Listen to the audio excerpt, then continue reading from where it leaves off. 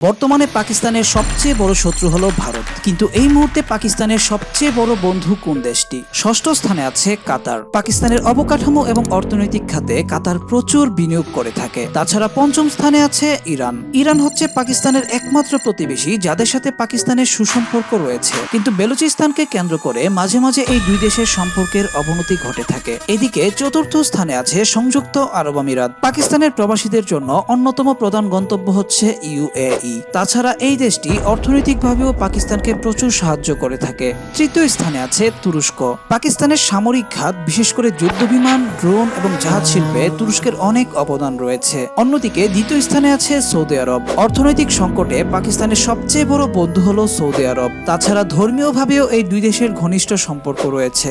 অবশেষে প্রথম স্থানে থাকা দেশটি জাতিসংঘ সহ বিভিন্ন আন্তর্জাতিক ইস্যুতে পাকিস্তানকে সহযোগিতা করে থাকে এবং এই দেশটি হলো চীন।